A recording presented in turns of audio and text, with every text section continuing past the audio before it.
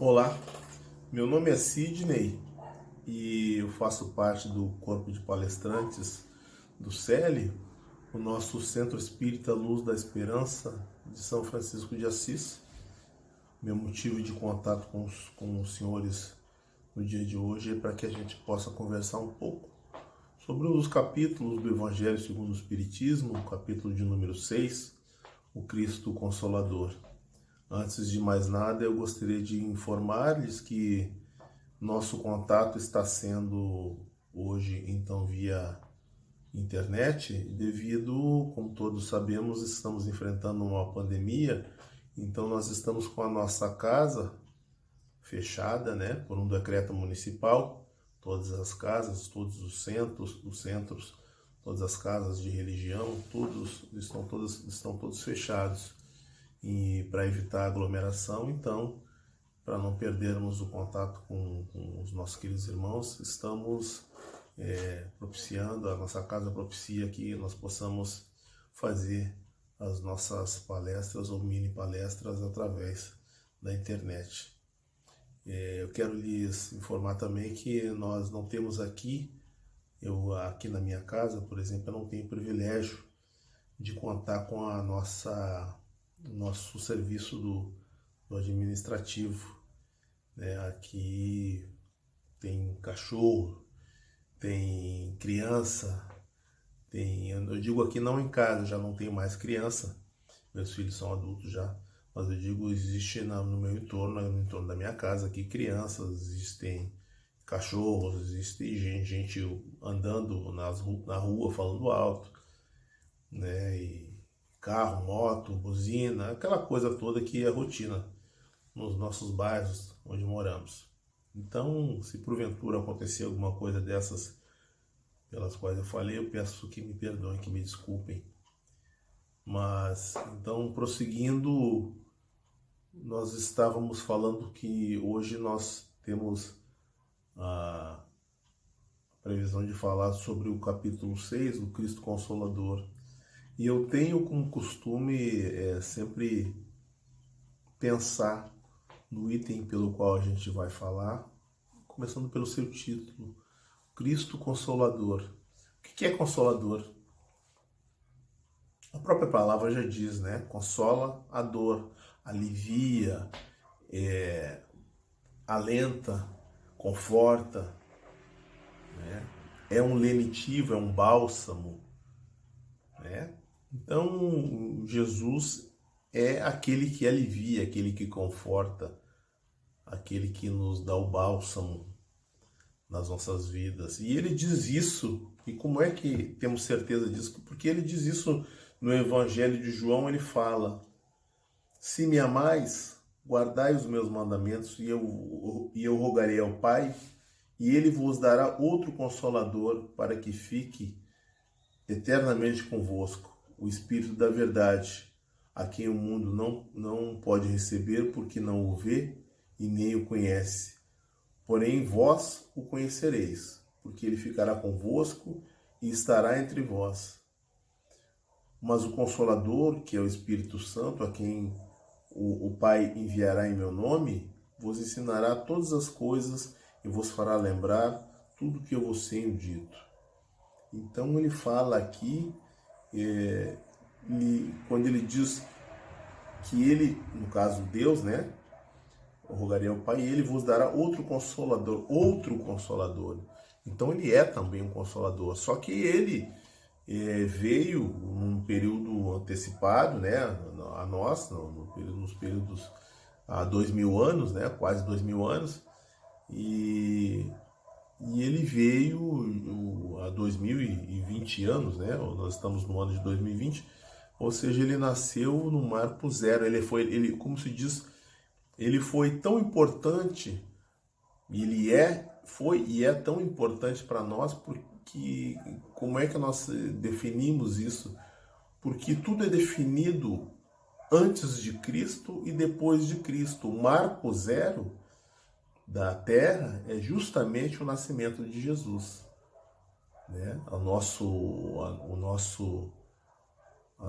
nosso mundo começa a contar no calendário e principalmente no calendário ocidental, a partir do nascimento dele, do Cristo, né? Então vejam tal qual a importância que ele teve, tem e teve nas nossas vidas, né? Porque uma pessoa nascer e ter como e mudar o calendário, que certamente já existia, mas foi criado um calendário a partir da chegada dele, é importante certamente é importante para a vida de todos nós.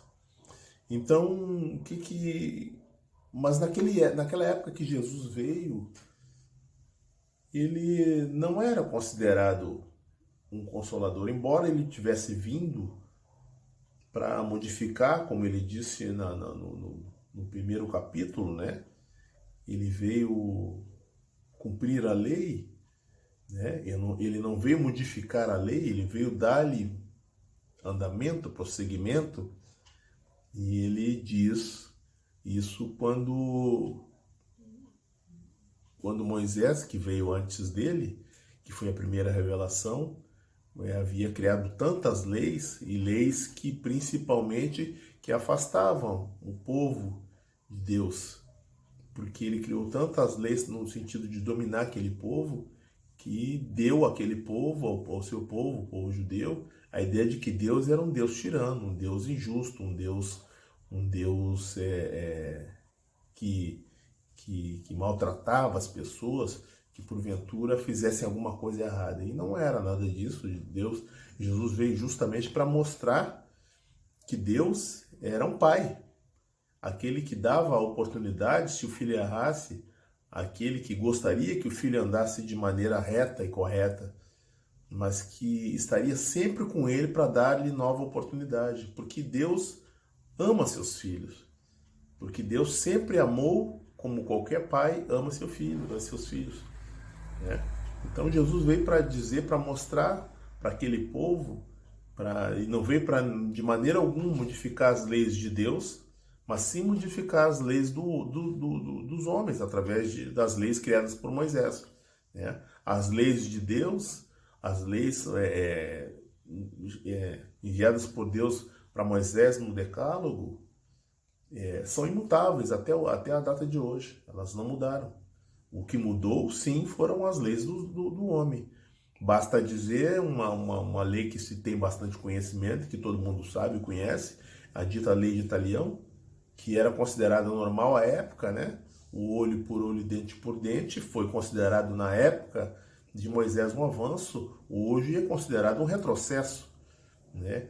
É inadmissível que eu possa fazer com outra pessoa, ou com outro ente, com outro ser, aquilo que porventura eu tenha recebido, né? Era o que acontecia na época. Mas por que Moisés criou essa lei? Porque havia excesso.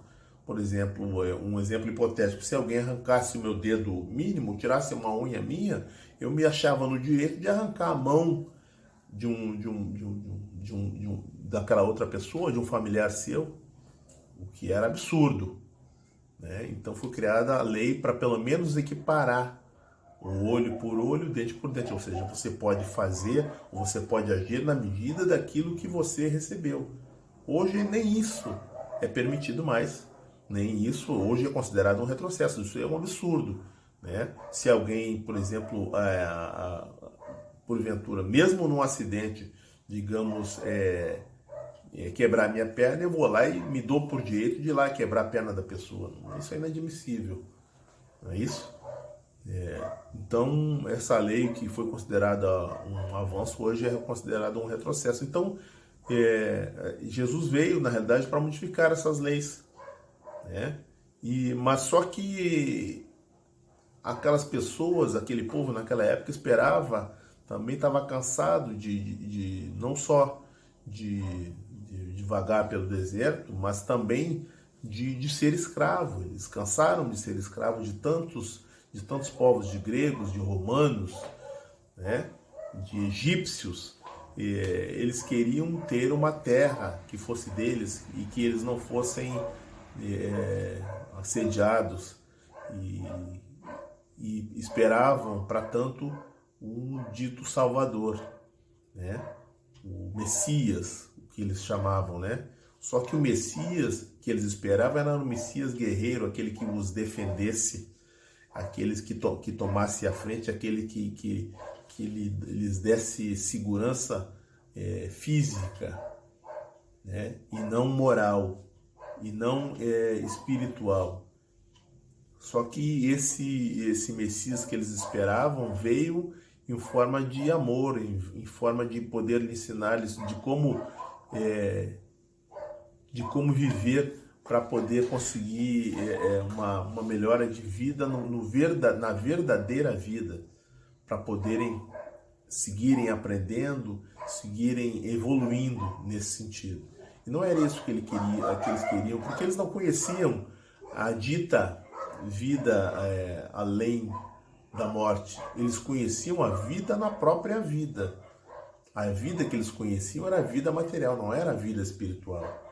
Então eles não estavam preparados ainda, embora Jesus quisesse, eles ainda não estavam preparados para poder receber todas as mensagens que Jesus veio para poder lhes passar. Tanto que Jesus teve que usar o artifício das parábolas para poder ensinar, para poder ir mais longe no período que saiu a pregar pelo mundo. Se não fosse isso, certamente ele não teria pregado os 3 anos, nem os 3 anos em que viveu para fazer a sua pregação. Sendo que ele se diz aqui que ele nos aliviaria. Ele nos aliviaria quando foi dito quando ele diz assim em Mateus: vinde a mim todos os que andais em sofrimentos e carregados, e vos achai carregados, que eu vos aliviarei. Tomai sobre vós o meu jugo e aprendei de mim, que sou manso e humilde de coração. E achareis descanso para vossas almas, porque meu jugo é suave e meu fardo é leve. Então ele diz que nos aliviará, né? Nos aliviará do que exatamente? Nos aliviaria do que exatamente? Nós necessitamos de alívio para por quê e para quê? As dores todos nós temos, todos nós sabemos que passamos por determinadas situações na vida, hoje principalmente, por alguns motivos. Nada acontece em vão, nada acontece conosco em vão. E por que é que certas situações da vida acontecem conosco? Por que é que situações se acontecem quando a gente pensa que acontece só com a gente? Por que isso? Isso é por acaso? Isso é porque eu mereço? Não, certamente não. Certamente nós temos débitos a saldar de vidas anteriores. Certamente nós temos coisas a aprender, mas nós estamos passando por situações muito mais, às vezes muito mais difíceis, propriamente pela nossa culpa, pela maneira com que lidamos com a nossa vida, com a maneira com que lidamos com o nosso próximo, com a maneira com que lidamos com o nosso semelhante. Jesus veio para nos ensinar como amar a Deus, como amar o nosso irmão, o nosso semelhante. Ele não veio para nos ensinar uma religião. Jesus veio para ensinar religião? Jesus não fala em religião alguma. Jesus pede que nós amemos ao Pai, pede que nós amemos a Deus e pede que nós nos amemos uns aos outros.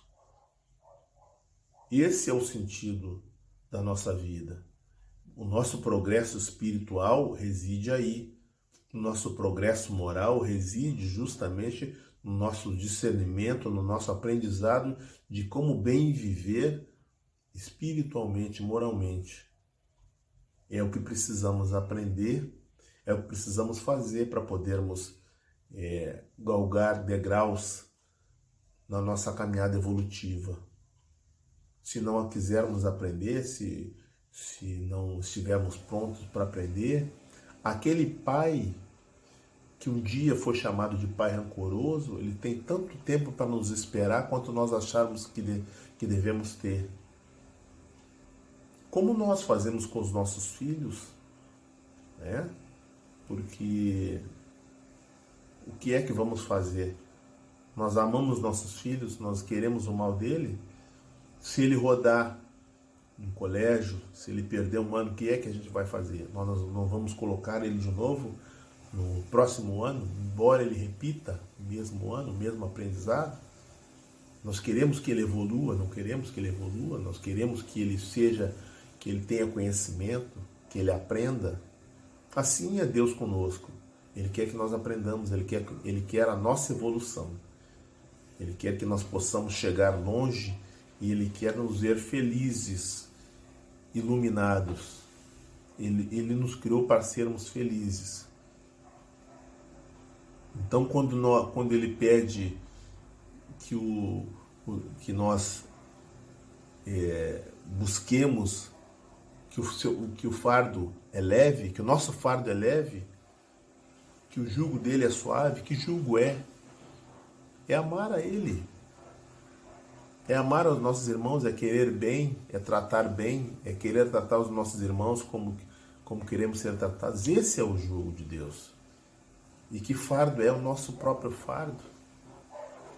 O fardo é leve porque ele nos ajuda, ele nos acompanha, ele nos auxilia. O nosso fardo, embora achemos pesado, ele é leve. Porque, como já se disse, Deus não dá um fardo mais pesado do que nós podemos carregar. Então, o nosso fardo é leve. Porque Ele também nos apoia, Ele nos auxilia, Ele nos acompanha. Quando o Espiritismo chegou, quando o Espiritismo foi introduzido através de Allan Kardec, na França, no século XVIII, século XVII,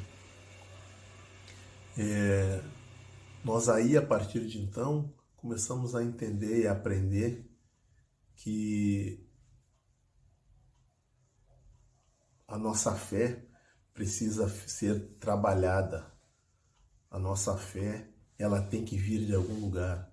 A nossa fé precisa ser buscada e afirmada e confirmada, né?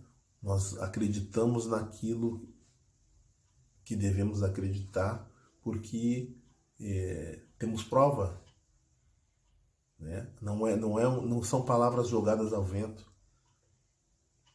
Tudo se explica através do Espiritismo, né? O Espiritismo veio para desvendar mistérios. As nossas dores, os nossos problemas são todos explicáveis através da doutrina, né? Nós podemos melhorar as nossas dificuldades, nós podemos melhorar as nossas vidas quando entendemos um pouco mais, quando aceitamos um pouco mais, quando não nos insurgimos contra Deus, quando agradecemos as dificuldades que temos, quando entendemos que todas as dificuldades pelas quais nós passamos são merecidas e que poderíamos estar passando por dificuldades maiores ainda, mas não estamos. Não é isso? Sendo assim, meus irmãos, esse é o Consolador prometido, Jesus, e ele veio novamente dirigindo à frente do Espiritismo para nos auxiliar novamente com a pleiade de espíritos superiores, com Allan Kardec, com o nosso querido irmão Chico, com tantos outros espíritos superiores, com Divaldo, no nosso Brasil, para nos auxiliar, para nos mostrar o caminho, que possamos segui-los, que possamos entender, que possamos estudar a doutrina, que possamos acreditar, mas sempre estudando, sempre entendendo o porquê. A nossa fé precisa ser buscada, compreendida, raciocinada. Não é isso? Instruí-vos, irmãos. É o que pede Kardec. É o que pedem os espíritos. E nós, buscando o nosso conhecimento, buscando a nossa, não simplesmente a nossa palavra pela palavra, e nossa palavra pelo argumento, pela busca, nós obteremos a nossa fé, que tanto desejamos, e confirmaremos a nossa fé. Certo, meus irmãos? Muito obrigado por esses pequenos minutos. Agradeço a oportunidade. Que assim seja. Fiquem com Deus.